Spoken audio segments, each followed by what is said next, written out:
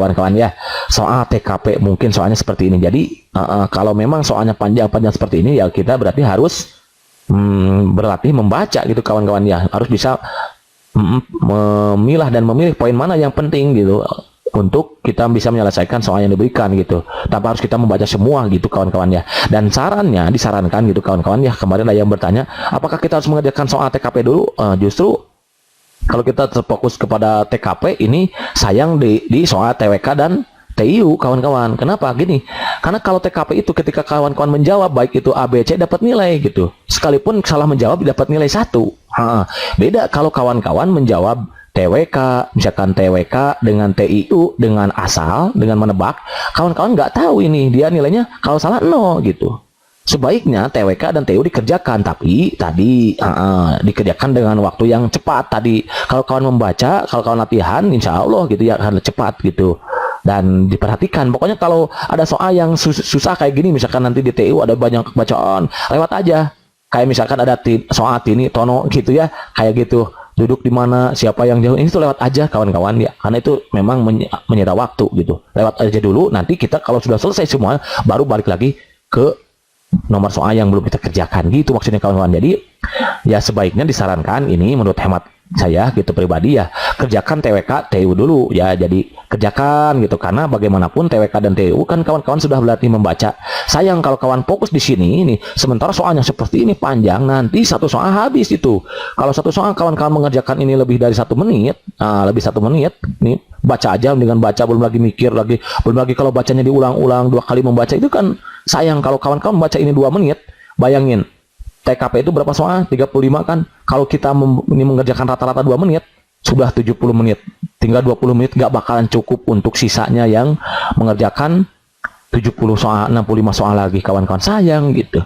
Jadi tetap aja kerjakan, disarankan gitu ya, kerjakan TWK kemudian dan TIU. Tapi kalau nggak bisa, yang nggak pede, nggak yakin, lewat aja dulu. Nanti baru kerjakan ini. Kenapa? Tadi sudah dikatakan bahwa TKP itu kawan-kawan membaca menjawab asal atau salah gitu ya nanti itu dapat nilai gitu. Mudah-mudahan aja nanti kawan-kawan nanti kan setidaknya kawan-kawan nggak mungkin menjawab nilai yang nilainya 1. Kenapa? Karena kawan-kawan nanti bisa kayak ini contoh ini. Menjelang tahun politik Dewas ini sebut dengan maraknya ujaran kebencian dan informasi palsu hoak di alisi masa pendidikan. Nah, sebetulnya sampai sini udah cukup nanti kawan-kawan ya. Kalau misalkan penasaran kita baca dulu aja deh ya.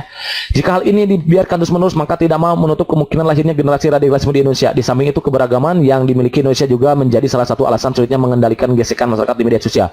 Sikap saya sebagai seorang ASN dalam mengatasi permasalahan ini adalah, nah kawan-kawan sebetulnya kita cukup membaca dari sini saja. Kalau soal seperti ini ya, kawan-kawan cukup membaca menjelang tahun politik dewasa ini disambut dengan maraknya ujaran kebencian dan informasi palsu hoak. Oh, berarti ini tentang hoak nih. Langsung ke sini, ke kalimat yang terakhir. Sikap saya sebagai seorang ASN. Oh, kalau ada hoak sebagai seorang ASN mau ngapain? Biasa saja karena tidak merugikan diri saya sendiri. Nah, kayak gini kan nggak mungkin dipilih oleh kawan-kawan kan? Artinya apa? Artinya ketika kawan-kawan mengerjakan yang ini, nggak mungkin. Jadi kawan-kawan tetap akan dapat nilai dan nggak mungkin 1 itu menurut hemat saya. Kenapa? Karena kalau yang 1 itu bisa kelihatan. Dia itu agak kesannya negatif gitu. Berarti otomatis dong, paling tidak kawan-kawan nanti ketika menjawab asa akan dapat, atau membaca dengan cepat gitu, akan dapat nilai 2 paling tidak, dan 3 itu paling tidak itu kawan-kawan ya. Nah, maka disarankan ya udah kerjakan TWK dulu, TIU, baru TKP nantinya. Berikutnya, mengkoneksikan sekaligus menanamkan nilai keagamaan dengan nilai Pancasila dan Undang-Undang Dasar 1945. Oke. Mendatangi setiap tokoh masyarakat dan pemuka agama untuk mendiskusikan permasalahan dihadapi bangsa ini. Oke. D. Mengkomunikasi alisan pentingnya pengamalan baca dalam kehidupan masyarakat. E. Berhati-hati terhadap berita hoak dan berusaha untuk tidak bertemu suasana. Otomatis nih yang ini pasti 1 nilainya nih. Paling kecil nih, 1. Dan karena kita harus memilih nilai pilihan yang terbaik di antara yang baik. Yang baik itu adalah yang B kawan-kawan. Ya, kenapa? Ya di samping kita menanamkan nilai-nilai keagamaan gitu, di samping juga kita harus mengkoneksikan juga menanamkan apa? Nilai-nilai keagamaan. Jadi nilai keagamaan itu harus kita padukan dengan nilai-nilai Pancasila. Juga Undang-Undang Dasar. Kalau begini, insya Allah sesuai dengan kapasitas yang dimiliki. Artinya tergantung sesuai ASN. Kalau kita posisi ASN sebagai apa? Ada yang bertindak sebagai ASN misalkan sebagai guru, kan ada dosen, ada apalagi misalkan ASN yang lainnya misalkannya, berarti kita harus bertindak sesuai kapasitas kita, sesuai posisi yang dimiliki. Kalau guru misalkan ya Berarti tinggal menanamkan dan mengkoneksikan ini nilai keagamaan dan nilai Pancasila ini, baik itu melalui materi yang diajarkan kepada siswa misalkan ya, ataupun melalui motivasi kepada siswa, baik itu pada upacara bendera, misalkan upacara Senin, dan motivasi lainnya yang di dalam kelas misalkan yang bisa dilakukan gitu kawan-kawan, maksudnya ya dengan kapasitas yang dimiliki itu. Jadi jawaban yang paling tepat untuk nomor 12 ini B. Jadi cukup kita membaca yang ini kalau kita sudah ini terbiasa membaca gitu ya, langsung ke sini. Gitu. Kalau kita kawan-kawan kurang pede, ya udah terpaksa baca semua gitu ya. Lalu ke sini larinya gitu. Nah, jadi disarankan kerjakan TWK dulu, TU baru ke TKP, begitu kawan-kawan ya. Understand? Jadi tadi mantap. Kalau mantap, lanjut gitu soal berikutnya. Ada nggak?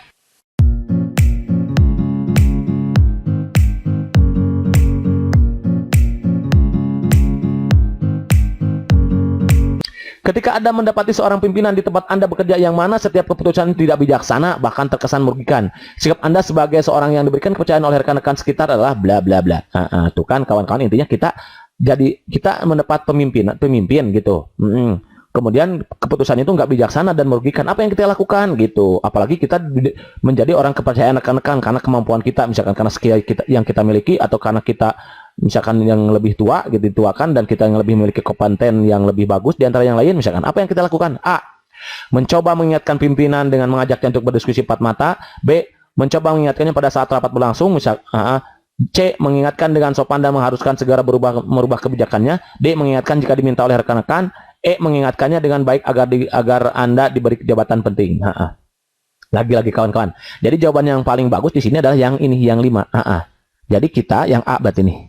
Kenapa? Karena kita harus mengingatkan pemimpinan itu, tapi ingat, namanya pimpinan itu kawan-kawan. Jadi kita perlu tahu dulu ini. Aspek apa yang akan kita ukur di sini di kepribadian ini? Ini kemampuan kita mengendalikan diri, kawan-kawan. Mengendalikan diri. Mengendalikan diri. Jadi ketika ada kasus seperti ini, kita harus bisa mengendalikan diri. Jangan langsung main hantam, main sikat gitu. Bahaya untuk kitanya juga. Ya kan? Apalagi kalau teman-teman kita nggak mendukung juga, misalkan, bahaya itu mencelakakan diri kita. Tapi kalau teman-teman mendukung, ya kita pun harus berhati-hati dalam mencoba mengingatkan pimpinan gitu. Karena bagaimanapun pimpinan itu pasti nggak mau diingatkan, apalagi di muka umum. Jadi ya pertama ya kita ingatkan pimpinan dengan mengajaknya berdiskusi. Kita ngomong empat mata gitu, baik-baik datang ke ruangannya, misalkan ngobrol apa, misalkan baik-baik ya, mohon maaf atas dasar kebijakan Bapak berikan selama ini di tempat kami bekerja ini, ternyata dirasakan tidak mengenakan untuk saya pribadi dan juga untuk kawan-kawan yang lain gitu ya.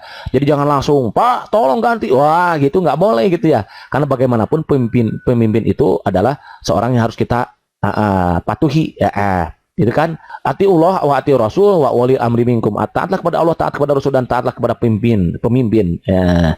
Gitu, taat dulu ke pemimpin walaupun dia agak jahat. Nah kita ya mencoba untuk mengingatkannya pelan-pelan gitu, jangan langsung main sikat hajar gitu, nggak boleh.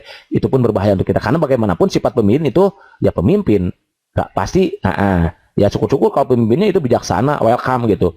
Kan di sini sudah kelihatan, di sininya kebijakannya sudah tidak bijaksana dan merugikan, berarti dia kemungkinan tidak bijaksana kan kalau begitu.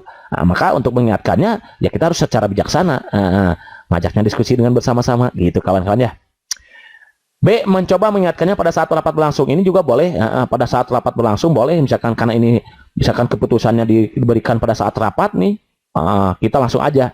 Bukan berarti, tapi tidak ada di sini kan tidak ada niat untuk dipuji orang lain kan. Ini hanya kita ingin sedikit mengingatkan gitu kepada pimpinan ini, tapi di rapat gitu ya, dapat nilai ini tapi 4. Jadi kalau nggak ada option yang A, berarti kita jawab yang 4.